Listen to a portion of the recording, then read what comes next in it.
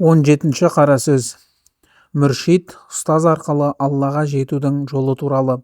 Шейх, Алла оған разы болсын, былай дейді: егер сен Алланың тауфиғымен, сәттілігімен әрі жақындатуымен хаққа жетіп, оған жақындасаң, ұлы Аллаға жетудің мағынасы сенің жаратылыстан, нәпсі қалауыңнан, жеке ерік жігерің мен арман тілектеріңнен толықтай шығуың, үзілуің, сондай-ақ оның ісімен, тағдырымен тұрақты болуың. Бұл кезде сенің бойыңда да, сен арқылы басқа жаратылыста да сенің жеке әрекетің немесе қозғалысың қалмайды, тек оның үкімі, оның әмірі және оның ісі ғана болады. Бұл фәни болу, өздігінен жойылу халі. Міне осыны сопылар жету, усул деп атайды. Ұлы Аллаға жету, ақылға қонымды, біз күнделікті көріп біліп жүрген жаратылыстың біріне жету сияқты емес. Оған ұқсайтын еш нәрсе жоқ, ол естуші, көруші. Шура сүресі. Жаратушы ие өзінің жаратылыстарына ұқсаудан, немесе оны өзі жасаған нәрселермен салыстырудан пәк әрі ұлы. Аллаға жетушілер қауымы Аллаға жақындағандар жақсы таниды. Өйткені ұлы Алла олардың әрқайсысына өзін жеке-жеке, өзге ешкім ортақтаспайтындай етіп өз сырымен танытады. Ұлы Алланың әрбір елшісімен, пайғамбарымен және әулиесімен өзге ешкім білмейтін өз сыры болады. Тіпті шәкірттің де өз шейхына, ұстазына беймәлім сыры болуы мүмкін. Сол сияқты шейхтің да өз дәрежесінің табалдырығына жақындап қалған шәкіртіне айтпайтын сыры болады. Егер шәкірт өз ұстазының дәрежесіне жетсе, ол ұстазынан ажырап жеке тұлға болып бөлінеді. Енді оны Хақ Тағала тікелей өз қамқорлығына алып, жаратылыстан толықтай омырауынан шығарғандай бөліп алады. Бұл жолда шейх сүт ана немесе күтуші сияқты баланы 2 жыл емізіп, омыраудан шығарғаннан кейін нәпсі мен жеке қалау жойылған соң жаратылысқа мұқтаждық қалмайды. Нәпсі мен жеке қалау бар кезде оларды сындыру үшін шейхқа мұқтаждық болады. Ал олардың жойылған соң мұқтаждық жоқ, өйткені енді бойда ешқандай кірбің де кемшілік те қалмайды. Біз баяндағандай Хақ Тағалаға жетесің, одан өзгелерден толық бейғам бол, ешкімге жалтақтама. Жалғыз Алладан басқа ешкімнің бар екеніне көз салма. Зиян мен пайдада беру, тыю да, үрей мен үмітте де тек жалғыз оны көр. Ол ғана қорқуға лайықты, әрі ол кешірім иесі. Сондықтан әрдайым оның ісіне, тағдырына ғана қара, бұйрығын күт, құлшылығымен шұғылдан. Осы дүниеде де, ақыретте де бүкіл жаратылыстан көңіліңді аулақ ұста, жүрегіңді жаратылыстың ешбіріне байлама. Бүкіл жаратылысты мына бір мысалдағы адамдай елестетші. Бір билігі мықты, бұйрығы қатаң, айбары мен қаһары қорқынышты ұлы патша бар делік. Ол бір адамның аяқ қолында тұсау салып, мойнына бұғау кигізіп, оны толқыны асау, арнасы кең, тұңғиығы терең, ағысы қатты ұлы өзеннің жағасындағы қарағайға керіп асып қойды. Сосын әлгі патша өзінің ұлы тағына барып жайғасты. Оның мәртебесі биік, билігі асқақ, оған жету қиынның қиыны. Ол өз жанына үйіліп жатқан найзалар, жебелер, садақтар мен көлемін өзінен басқа ешкім білмейтін сан түрлі қару-жарақты қойды. Содан соң әлгі қарулардың ішінен қалағанын алып, ағашта керіліп тұрған бейбаққа қарай бірінен соң бірін ата бастады. Енді осы көріністі көріп тұрған адамға патшаға қарауды, одан қорқуды, немесе одан үміт етуді қойып, әлгі ағашта керіліп тұрған бейшараға қарап, содан қорқып, немесе содан үміт күткені ақылға сыяды ма? Ақылға салып қарасақ, осылай істеген адамды ақыл-есі ауысқан, сезімсіз жынды, адам кейпіндегі хайуан деп атамаймыз ба? Көзіміз ашылғаннан кейін соқыр болудан, хаққа жеткеннен кейін үзіліп қалудан, жақындап қауышқаннан кейін теріс бұрылудан, тура жол тапқан соң адасудан, иманнан кейін күпірлікке түсуден Алла сақтасын. Біз мысалда келтірген әлгі ұлы өзен мына дүние, оның суы күн сайын таси түседі. Ол су адам баласының шахуаттары, құмарлықтары, ләззаттары және олардың басына түсетін сан түрлі пәле қазалар, Ал әлгі жебелер мен қару-жарақтар тағдыр арқылы адамдарға жіберілетін сынақтар, бәлелер. Дүниеде адам баласының басынан жиі өтетін сынақтар пайда мен зиян, ауру мен қайғы қасірет. Ақыл иесі терең ойланып қараса, бұл дүниеде кездесетін нығметтер мен ләззаттардың өзі апаттарымен, кемшіліктермен араласып жатқанын түсінеді. Егер ол мүмін болса, оған ақыреттен басқа жерде нағыз өмірде рақат та, тыныштық та жоқ. Бұл әсіресе мүміннің хақысына қатысты. Пайғамбарымыз саллаллаху алейхи уассалам ақырет өмірінен басқа өмір жоқ деген, және тағы бір сөзінде мүмінге Раббысымен қауышпайынша ешқандай рахат жоқ деген. Бұл мүміндерге ғана қатысты. Сондай-ақ дүние мүміннің түрмесі, кәпірдің жұмағы деген. Тағы бір хадисте тақуа адам жүгенделген, ауыздықталған ат сияқты делінген, яғни нәпсісіне ерік бермейді. Осыншама хабарлар мен көз алдымыздағы ақиқат тұрғанда, бұл дүниеде қалайша бақытты, рахат өмір сүремін деп жалған үміттенуге болады? Ендеше нағыз рахат ұлы Аллаға толық бет бұрып, жаратылыстан үзіліп, оның ісіне разы болуда, және оның құдіретінің алдында өзіңді толық тапсырып, тәуекел етіп жатуда. Сонда ғана пенденің дүниенің тауқыметінен шығады. Міне сол кезде оған жасалған мәміле толығымен мейірім, рахым, жұмсақтық, сый-сияпат пен кеңшілік болмақ. Шындығын бір Алла жақсы біледі.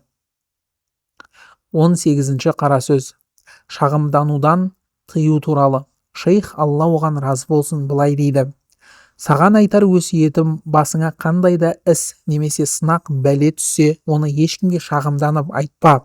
Ол адам мейлі досың болсын, мейлі дұшпаның болсын, ұлы жаратушының саған жасаған ісі мен жіберген сынағы үшін оны жазғырып айыптаушы болма. Керісінше сыртқа тек жақсылық пен шүкіршілікті көрсет.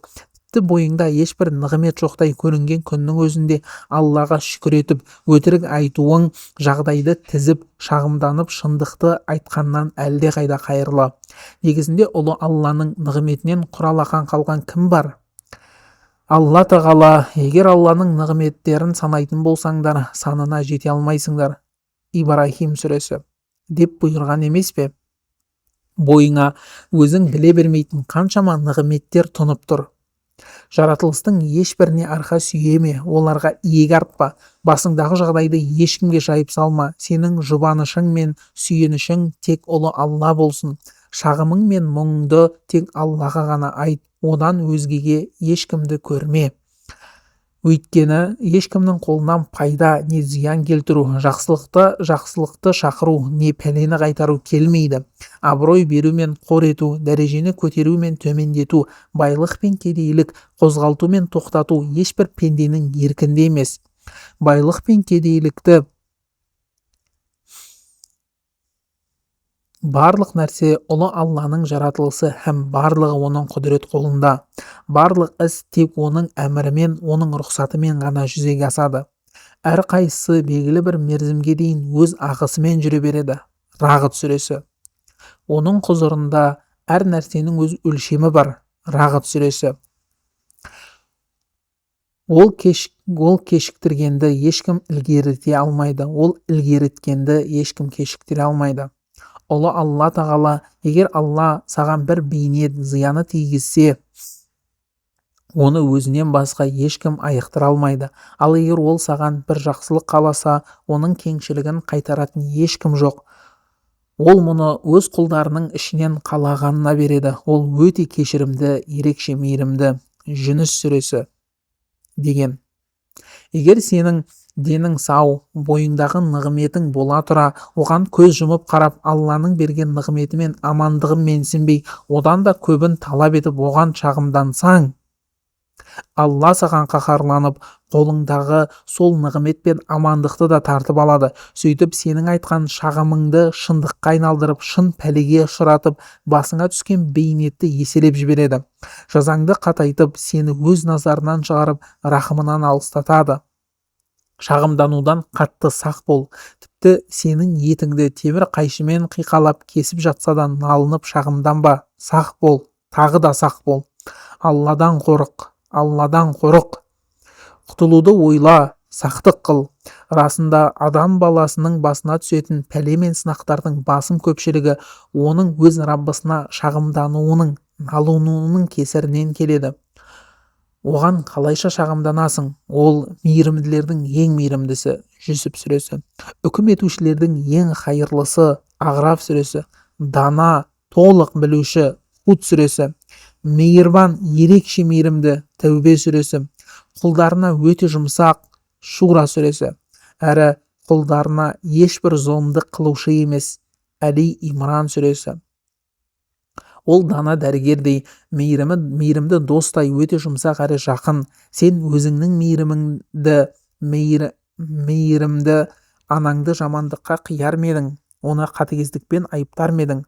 Пайғамбарымыз саллаллаху алейхи уассалам, Алла өз қолына анасының баласына деген мейірімінен де артық мейірімді деген. Әдебіңді түзе ей бейбақ. Бәле сынақ келгенде, егер шынайы сабырға шаман келмесе де, өзіңді қинап сабыр етуге тырыс. Содан соң, егер разылық пен хақтың ісіне көнуге шаман келмесе, сабыр ет. Ал егер оның разылықтың дәмін татсаң, тағдырға толық разы болып, хақтың ісімен үндес. Ал егер бәрін жоғалтсаң, өзіңді ұмытсаң, оның ісінде толық фәни бол, еріп кет. Уа қызыл күкірт, таптырмас асыл гауһар, сен қайдасың? Сені қайдан табуға, қайдан көруге болады? Ұлы Алланың мына сөзін естімеп пең? Сендерге соғысу парыз етілді, бірақ ол сендерге ұнамайды. Сендердің жек көрген нәрселерің өздерің үшін хайырлы болуы мүмкін, ал сендердің жақсы көрген нәрселерің өздерің үшін жаман болуы мүмкін. Алла біледі, ал сендер білмейсіңдер. Бақара сүресі. Алла сенен нәрселердің шынайы ақиқатын, ішкі сырын жасырып қойған. Сондықтан әдепсіздік танытып, бір нәрсені өзіңше жек көріп, бір нәрсені өзіңше жақсы көрме. Керісінше, егер сен бірінші басқыш саналатын тақуалық мақамында болсаң, басыңа түскен барлық істе шариғатқа бойынсын.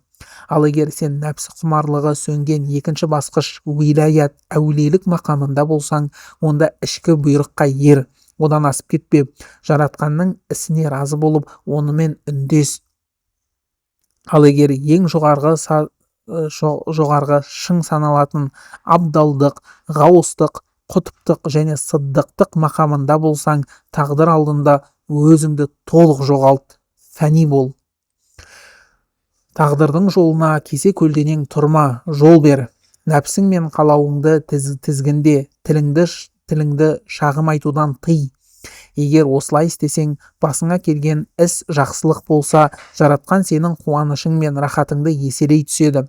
Ал егер келген іс сынақ жамандық болса, ол сені сол сынақтың ішінде де өзіне бойынсынумен сақтап қалады. Сенен барлық кінәні кетіріп, сені сол бәленің ішінде өзің сезбейтіндей күйге түсіреді.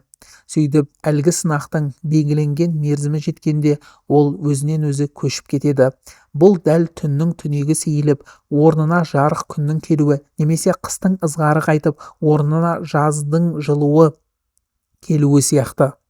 Бұл саған берілген бір үлгі мысал, осыдан ғибрат ал. Адам баласында күнәһар, қылмыстар, сан алуан қателіктер мен ластықтар болады.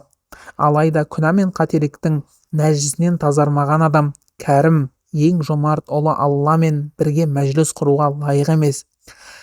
Патшалардың қасына сасық иіс пен кір қоқыстан тазармаған адамның баруына рұқсат етілмейтіні сияқты, оның қасиетті табалдырығында да жалған даулар мен шайтани күмәндардың кірінен тазармаған жан қабылданбайды. Ендеше бәле сынақтар адамдарды күнәдан тазартушы, кір жуушы кәфарат құрал.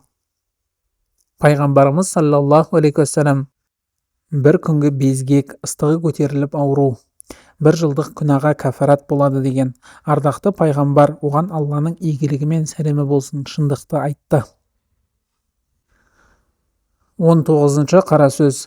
Уәдеде тұруға бұйыру және оны бұзудан тыйылу туралы.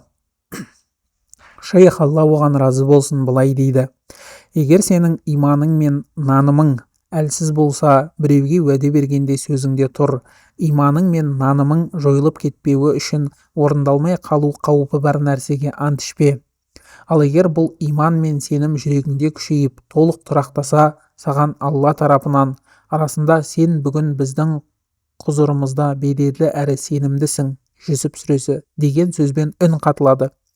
Бұл үндеу әрбір рухани күйің ауысқан сайын саған қайталанып отырады. Сөйтіп сен хауастардың, Алланың таңдаулы құлдарының, тіпті таңдаулардың ішіндегі ең таңдаулының қатарына кіресің. Бұл мақамда сенде ешқандай жеке қалау немесе мақсат қалмайды. Өзің масаттанатын ешбір амалыңды немесе хаққа жақындығыңды өз күшіммен жеттім деп көрмейсің. Өзіңді биікке ұмтылдыратын ешқандай мәртебеге де көз тікпейсің. Сен ішіне сұйықтық тұрмайтын сынық ыдыс сияқты боласың. Сенің бойыңда ешқандай жеке қалау да, пендешілік мінез де, мына дүние немесе ақыретке қатысты қандай да бір нәрсеге деген ұмтылыс та тұрақтамайды. Сен ұлы Алладан өзге барлық нәрседен тазарасың. Саған ұлы Аллаға деген толық ризалық беріледі және ұлы Алланың да саған деген разылығы уәде етіледі. Сөйтіп ұлы Алланың барлық істерінен, тағдырынан тек ләззат пен рахат табатын боласың. Міне дәл осы кезде саған жаратушы тарапынан бір уәде беріледі. Егер сен сол уәдеге көңілің тоқайып, бойыңда соған деген бір қалауың нышанын, ұшқынын тапсаң, сен ол уәдеден одан да биік дәрежеге көшірілесің. Одан да абзал нәрсеге бұйырыласың. Алдыңдағының уәденің орнына оған мұқтаж еместік рухани байлық беріліп, орны толтырылады. Саған таным, мағрифат пен ілімнің есіктері ашылады. Алдыңғы мақамнан келесіге өтуге жасырын сырлар, хикметтің ақиқаттары мен көмулі жатқан жақсылықтар саған білдіріледі. Бұл кезде сенің рухани күйің, сосын тұрақты дәрежең сақталып, мәртебең арта түседі. Сырларды сақтаудағы сенімділігің күшейіп, көкірегің ашылып, жүрегің нұрланады. Тіліңе шешендік, бойыңа мінсіз даналық бітіп, саған жаратылыстың махаббаты тасталады.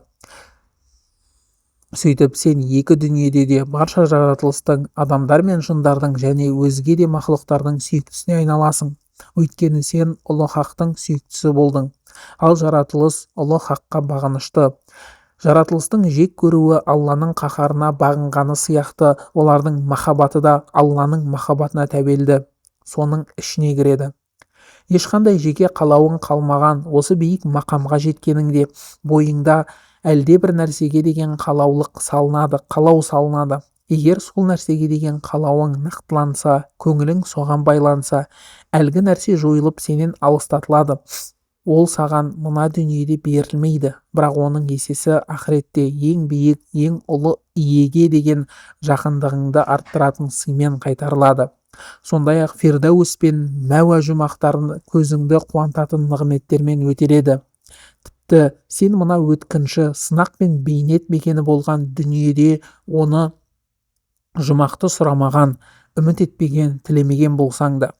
Өйткені бұл дүниедегі сенің жалғыз үмітің жоқтан бар еткен, берген әрі тыйған, жерді жайып, аспанды көтерген ұлы жаратушының дидары ғана еді ғой.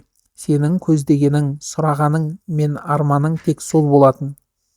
Кейде сол жойылған қалаудың есесіне жүрегің сынып, жанарың, үмітің үзілгеннен кейін мына дүниеде одан төменірек немесе соған ұқсас нәрсе берілуі де мүмкін.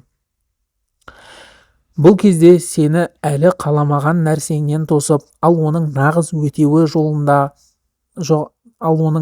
өтеуі жоғарыда баяндағанымыздай ақыретке қалдырылады. Мұның шындығын пәк Алла жақсы біледі.